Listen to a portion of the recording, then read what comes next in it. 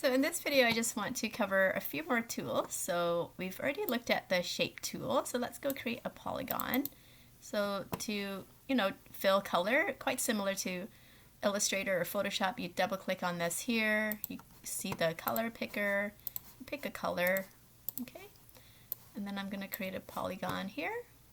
Right, so this is a shape tool. You can create rectangle, ellipse, polygon. You can also draw a shape with your pen tool. I think everybody's familiar with the pen tool now after doing that assignment in Illustrator. All right, so we also have the scissors tool. So let's go click on the scissors tool and let's click on one of the points of the polygon. So it looks like nothing has happened. So go to your direct selection tool and click on one point. What it did is it cut that point, right? So now there we go. Now that point has been cut and it's no longer joined. I'm just going to make my stroke thicker to show you what I mean. See? So now that point has been cut. So very similar to in Illustrator where you use a scissors tool to cut the point. Next one here is the free transform tool. Okay, so click on that and you can rotate it.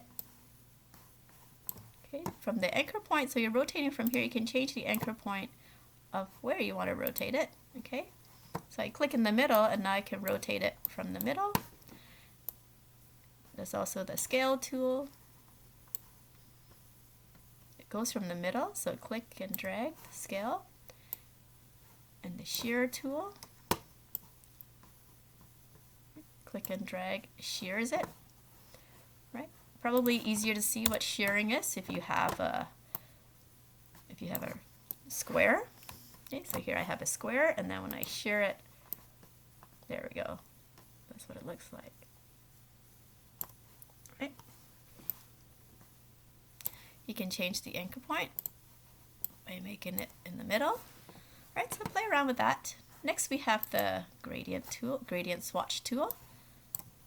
Okay, so click and drag. So if I click from here to here, that's where the gradient goes to.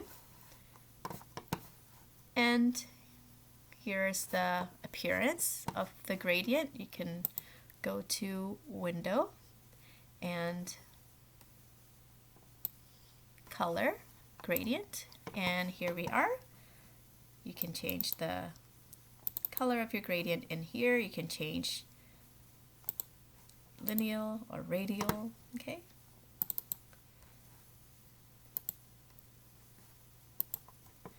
Right, and let's see, you also have a gradient feather tool. So for the gradient feather tool, it works better if I have an image. So again, I'm going to go, create a frame. I'm just going to close the gradient tool for now. So I'll create a frame, and I'm going to place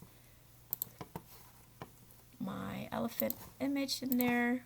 Okay, and object fitting fill frame, and then I'm going to use my gradient tool here. So I've placed my elephant image and now I'm going to use the gradient tool. So I click on the gradient tool and I click and drag from the right to the left. There we go. So it fades out. Okay. So it fades it out. Okay, it makes it transparent on one side. Let me show you that here as well.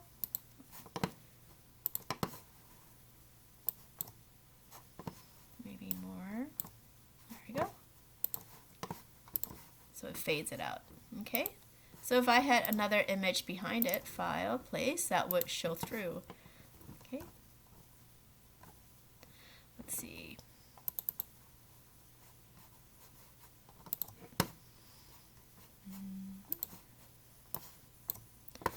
So I'm just going to go over here to my layers and place that coffee bags under it. So yeah, so there we go. So it shows through. So it's not that it's making it a white gradient, but rather it's showing a transparency behind it. So whatever is behind it is going to show through, right? All right, so you also have the color picker tool here, eyedropper tool. So if I want that gray of that elephant, I can click on it and you can see that it will show up here.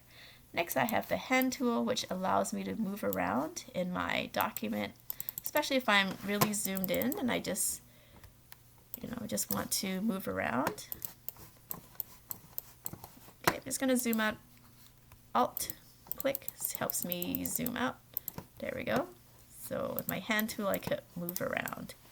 Again, it looks very pixelated, and let me remind you that's because you're on a low quality display, which doesn't actually affect your file, just how you see your file. So if I go to high quality display, you can see that's what it actually looks like. Right? Oh, and one more tool here or a couple more tools here, I should say, I like to look at is the line tool. This allows you to draw a line. So click and drag. And of course, if you go to Window, Properties, or Stroke, you'll be able to change the stroke like so. All right. And there are many different kinds of stroke. Okay. There's double stroke, thick, thin. There is dotted, right? There is wavy.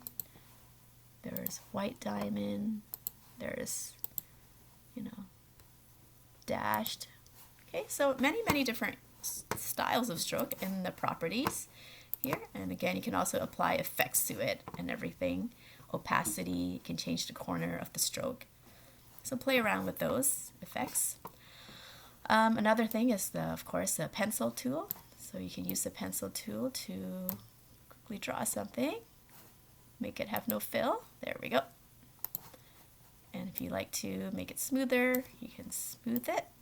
There you go. Makes it a bit smoother. Takes away some of those anchor points to round it out a bit more. You can smooth it over with the smooth tool. You can also use the erase tool if you want to erase part of that or erase it completely. All right, so I think I've covered most of what I want to in here. All right. So don't forget, you have the free transform tool is here.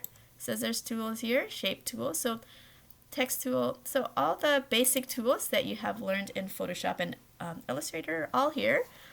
Minus quite a few of them, but basically if you have to draw shapes or enter text or have gradients or have opacity, it is all there. And you can also look in the properties. So unlike Illustrator and Photoshop, you don't have the options panel show up at the top. Instead, you have the properties on the right-hand side here.